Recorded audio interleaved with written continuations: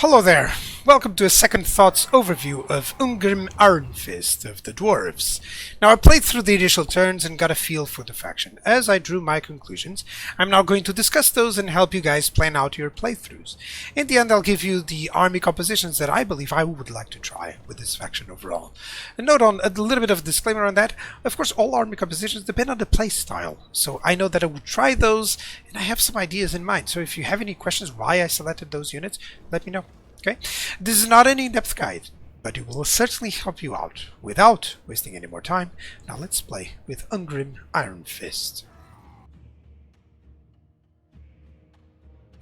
So for your short campaign victory, it consists of building the Great Slayer Shrine of Karak Kadrin, and also to reach rank 25 with Ungrim Ironfist, pretty easy. Occupy, loot, raise or sack 30 different settlements. Now in terms of the Great Slayer Shrine, it's very easy. We're talking about this building right here. So you need to reach level 5 with the settlement, with the major settlement. It shouldn't be too difficult, so by the time that you actually achieve the other objectives, like the sacking or occupying 30 different settlements, you should be able to build that. So pretty easy. Now the good thing about this is that it's so good in terms of where you can go. It's a somewhat sandbox campaign, but more on that later. Now the short victory objective reward is actually +3 hero capacity for all heroes. This is nice. It just ensures that you don't need too many buildings, as I've said many times, to support more heroes either as scouts or into your armies. Now, the long victory is actually one of the finest in my opinion. From, the dwarfs actually have this really good. So you need to achieve the short victory to occupy, loot, raise or sack 70 different settlements, and then to ensure that the total severity of grudges in the Great Book of Grudges is no greater than 9. Currently we have 38. So basically, more on that mechanic later, but it implies a somewhat sandbox campaign. So you can go anywhere, pretty much do whatever you wish, and the grudges will sort of act like a guiding light for all of it. But like I said, more on that later. Now achieving this reward will give you +10 hero recruit rank, so all your heroes will be much better out of the gate, which is always excellent. Now, Ungrim is the Oathbound, so benefits from construction costs reduced for Slayer buildings by a lot, actually. Quite a healthy discount. And less 50% recruitment costs for Slayer units, which is excellent as well. Speed +10% for infantry units is welcome, as in the Dwarfs. The biggest issue that they have is they're rather slow, but not under Ungrim, which helps out. Now, as for climates, it's rather good. I'll show you. Better than to show here is better to show this way. So in terms of climate sustainability, let me give you these images as well. In essence, there's more yellow and green, which is what you're searching for, than red. Okay, just Ulthuan and maybe this area of the jungle or the southern area will be a problem, but otherwise you're kind of fine, as you can see. So Ungrim is really a nice character to dominate the whole map, and you can definitely have a playthrough where you try to go north as you wish. Maybe go against Chaos just for the fun of it.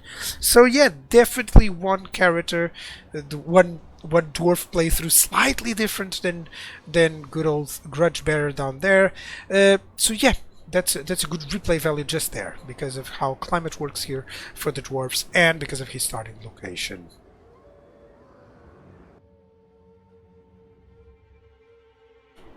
The starting position is somewhat average. I like the place, but I cannot discern that, I cannot avoid the fact that it's a difficult place.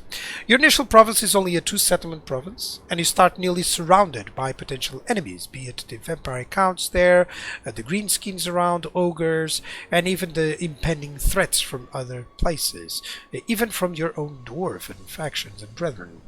So there's a distinct chance that you will end up at war in several wars in all directions. Typical expansion will lead you into the northern areas, but for the most part you should try to secure the mountains around you before proceeding too far away. They're not a bad faction. For instance, a very good idea is to, go to the north, conquer this northern area, because there's nothing else of it here. This is a good block, let's say. You may have some good relations with Kislev down there, you know, and then you go to the south, maybe dominate these places and go against the vampire counts. That sort of playthrough is always excellent. You can also go towards this location.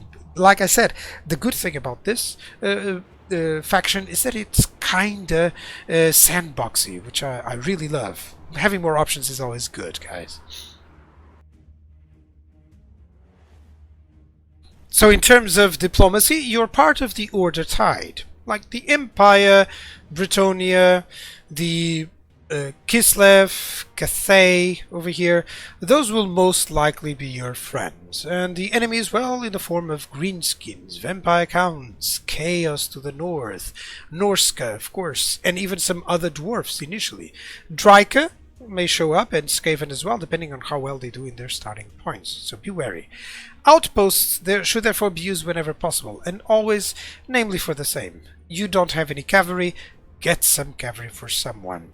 So basically the options for most outposts that I would like to have is basically from Cathay, you know, just because Ungrim is slightly closer to Cathay than from Britannia, I would say. And then we have some Empire units, of course, and Kislev. For the most part, I would believe that Kislev would be the main one that I would go for, especially to have those bears if possible. But even winged lancers would do great in your armies, by the way. So the Forge is a crafting mechanic that allows you to build a variety of items. You collect oath gold after some battles and some buildings as well as quests, and use them to improve your characters with these items, of course. You also have access to character runes. Once you inscribe this one, it will produce 3 of those. You have to pay attention to those. Some of them only produce 1. Okay, see, such as these ones, because more likely because of course they're more powerful. Okay, and you also have some banner runes, which basically they affect the specific unit. So for instance, to assign on an artillery unit, and they have increased bonus versus large and enables projectiles to home in. This is great to ensure that that unit actually does better what it should do, or that acts explosive damage, that reduces enemy leadership. Great. So all of this implies that you can have a variety of forces and of armies, and you should count on those when I'm talking about armies later on, because with these runes, sometimes an army that may not look great will become excellent at their job right away. You can also do, recycle any items, but with the current system that you already have, this became more redundant, let's say. But of course, you can get some more oath gold, so yeah, go for it as well. Now, in terms of the Great Book of Grudges, let's talk about the main mechanic. It's a nice mechanic because it's mainly of missions. You have an objective, for instance, to capture Karak Ungor over here. And when achieving that, it will give me Oath Gold and the Master Rune of Passage.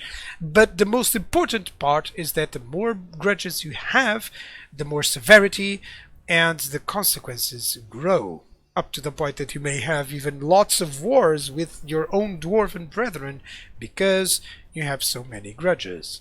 You also need to have less than 9 in order to win a long campaign, so this is why the Great Book of Grudges becomes a problem, and that's why it becomes the steering wheel for your campaign. Yes, you do have one of the best sandbox style campaigns, but because of the grudges, because they'll give you missions in accordance to what happens on the battlefield, basically you will always have to go here, and then that will lure you to some more forces, some more enemies. They'll attack you, and then you'll have more grudges against them. So it escalates upon that. For the certain, try to maintain it low, because of course you benefit a lot. Research plus 20% research is so important for you. Construction cost is also nice, and the diplomatic relations also helps for any confederation in any of the treaties. So yeah, don't neglect the grudges. Now, in terms of another mechanic is the rune magic of sorts. Let me talk about that. So the dwarfs have a different system in place. Instead of casting winds of magic, you can cast the runes, but they will have different cooldowns. So now that it will affect, you can see that every single one has a specific cooldown. Until this passes, I will not be able to produce that one or another. So this is something to remind yourself, of course, to ensure that you can always, be ready to cast. But learn a little bit about their magic, of course, their spells. Most of them, they do have a lot of utility. For instance, speed, it's great all around to ensure that your allies, that your friends, that your units can actually run faster. So yeah, always be sure to get a caster, because the advantage of the runesmith is that he's kind of good in melee as well. So it's like having a caster that can survive in melee really well. Okay.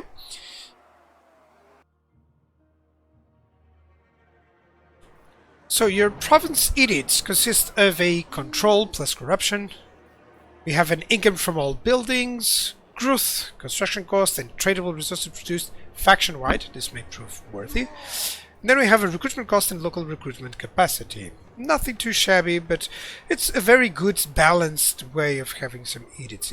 All of them are kind of really good, except this one. Maybe if it was local recruitment capacity +2, then it would be a little bit more worth it. Now, in terms of army stances, so you have the used to underway, which is really tactical. It's a mechanic in itself for the dwarves, honestly. To move through impassable terrain, immune to most attrition. It's really great. You can use it, especially in the mountains. It's invaluable to be able to continue conquering and to have some tactical possibilities. Now, encamp and raid both cost 50%. I'm kind of sad that raiding doesn't provide any oath gold. That would be a nice idea. And of course, both encamp and raid, they allow you to be immune to most attrition, and camp allowing to replenish and access to the global recruitment pool. Now, ambush 25% cost move points, and then we have the typical march. Nothing too shabby, the very basic ones, of course, with the added underway. In terms of buildings, Karak Kadrin has the Great Slayer Shrine of Karak Kadrin. As you can see, it allows less corruption, less upkeep for all Slayer units, and even more recruit rank for Slayer units. So of course, the whole faction is kind of around the Slayer units, especially early to mid game. You're going to rely a lot on those. Now, your full military requires 6 buildings, but 2 may be built in minor settlements, and they're really great. This mustering hall allows a good tanking unit, a good front line, a good anti-infantry unit with the longbeards with great weapons, and then you still have the quarrelers with great weapons and the normal quarrelers, and still the miners with blasting charges. So all this line is always helpful nearly the whole game, honestly. You can find good compositions with some of the units here. You also have this one with some rangers, which are, more tactical options. Basically, they do have vanguard, they do have stalk, so perhaps some options with these units would be in order as well. Now, the idea is that tier 2 and 3 units may surprise you. Like grudge throwers on tier 2, it's excellent. And having Iron Drakes and Thunderers and even cannons on tier 3, it's also excellent. There's a reason to be said that these 2 buildings can actually be built in a minor settlement and allow you good options as well. There's no tier 5 units. This alone is really cool. That implies that the dwarves actually reach their elite units much faster. Now, in terms of infrastructure, we have a growth and casualty replenishment rate building, an income generated building, some controls, some beer, good old beer building for some more trade, and a jack of all trades, like I like to say. Oath gold generated, it's cool. Income from trade tariffs, more tradable resources, and income from all buildings. If you can have a couple of these spread around in your province, is really good. It will assist overall you getting more income ever again, of course. Research. Before speaking of research, there are some around you. There are some specific buildings for the dwarves. This one is not one, but there are some specific buildings for the dwarves. If not, that they are mines. Mines are also, you can consider them specific buildings because they increase value so much with the dwarves. You'll see why, because of research. In terms of research, you always have a lot of income stuff. Income from toolmakers, as you can see there, income from trade tariffs. Then you have some income for less construction costs, more income from mines, etc. So all of this means that your research is kind of like something for economy or campaign over here. And then we have the line basically for better stuff or better units. So to improve your units. Note that it is so lengthy. So lengthy, like 79 turns at this current rate to reach Slayer's Onslaught. And it's just these. So you gotta see that the more you can increase the research rate, the better. Otherwise, you'll end up the campaign and conquer everything without even seeing or having every single research done with the dwarves.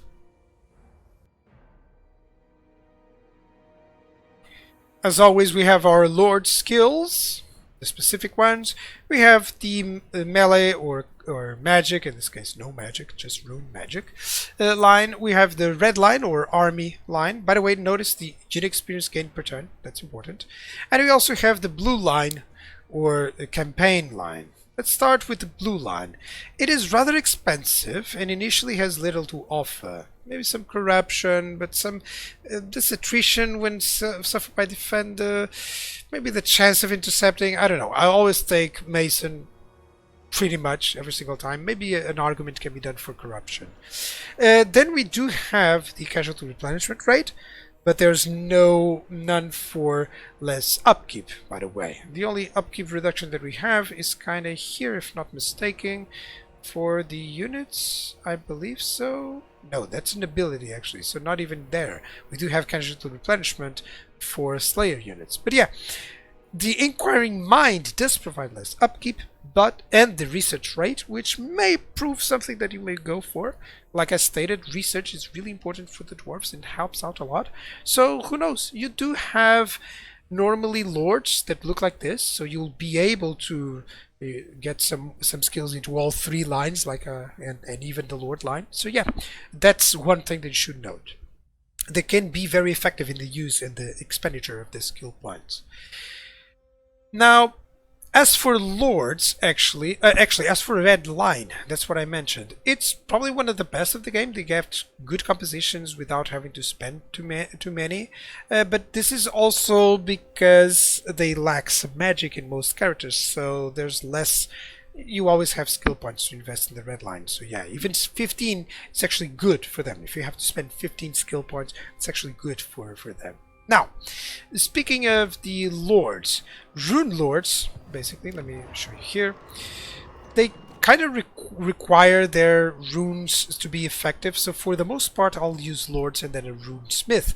But of course the difference is that you'll need the hero slots, so rune lords may prove to be, worth it once in a while. Just remember that you'll need some magic to be effective, so yeah, you might want to take the lords and the rune smith instead.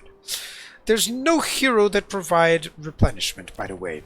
You only have the Thane and the Runesmith and the Master Engineer. Both the Runesmith and the Master Engineer have good helps. They do help out the army one way or another. The Master Engineer may prove invaluable with his abilities to help ranged units. I nearly always have one because you nearly build an army of dwarves always with some infantry there, or with some missile infantry or some artillery, which he benefits. But yeah, there's no replenishment, which hinders this faction a little bit.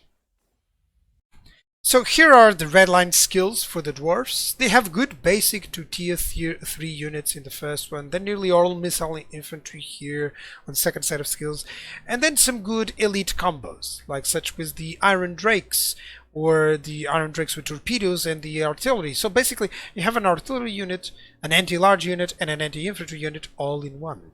You have the elite infantry here, which also has a good front line, a good hammers are good damage dealers, giant slayers as well for anti-large. So this is what I like, that most of these have different roles within the army, which is excellent. Now Ungrim, he gives a lot of bonuses to slayers, as you can see down there. This means that you'll most likely have some slayers in your armies, and of course you can later upgrade them to hammers or to iron breakers. I mainly use this as, these units will be soaking any damage, like any enemy missile damage, while my artillery will be doing damage. These guys will be protecting the artillery against flyers. That's the sort of idea that I want to have, while I slowly advance. Not so slowly because, of course, Ungrim gives the benefit of plus 10% speed, so course, they'll be a little bit faster. This is another idea based on some iron drakes for anti-large, some flame cannons, more on that skill set that I showed you. And this is just one with some flyers for some fun. Of course, with the flyers, be wary, of course, of enemy heavy flying units, because all that you would have is some units, and maybe your gyrocopters and gyrobombers will be in trouble. But it's about experience. Of course, as you play with these armies, you'll realize how to benefit from the units, and of course, feel free to change and apply in accordance to any enemies that you may have. And here are some suggestions on basic armies, of course. By all means, sometimes you can trade these Quarrelers and the Thunderers for some Bugsman Rangers, of course, if you prefer something more with a Vanguard deployment or a different feel for the army. It's up to you. These are just the ones that I actually applied for my Thorgrim campaign, and they'll be useful here nevertheless, of course. And notice how effective they are in terms of skill points, which is excellent. Here are some more options. This is probably the most basic army that I've used throughout the campaign. Excellent choices for anti-large and for anti-infantry, etc. all together. And of course the combinations between Lord and Heroes, it's up to you guys. I just put a basic here because, of course, having a caster is great. Having a melee lord is also great. Having an engineer is invaluable. But you may use two, may use just one. It's up to you. I always like to include at least some form of magic with your army, with your lord, so that you can benefit from that as well. And these are, for instance, like sweeper armies. This is what I would use to fight different enemies, maybe softer enemies, or maybe just before upgrading into those units, you'll go through these units. It's up to you guys, really, and just have fun. That's the idea, right? So, as a general analysis, they are very easy to get rich, especially starting in the mountains with access of tons of mines. However, Thorgrim will definitely be richer given its initial location. If you can confederate him, then you'll be the richest. Ungrim has a more difficult start, but can definitely reach a nice point mid-game, and then you can dominate. It remains to be one of the best armies to actually benefit from outposts, like I've said.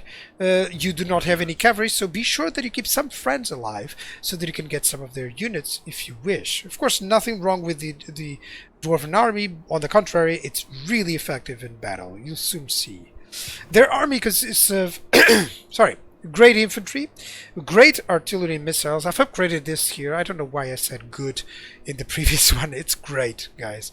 Average flyers. Do note they're glass cannons. No cavalry, no typical magic, and no single entities. Basically no monsters of any sort. Replenishment is also average. There's no hero that really affects that, so the climate does help, but otherwise be wary of taking too many losses while you're fighting, of course. And most of the time you'll have just to encamp or stop by a city for a few turns to replenish to the full. Remember, I didn't say in terms of the army, but yeah, you're fully armored. They nearly never rout. That is their strength. Where they hold, they will stay. Make sure you use that in your advantage.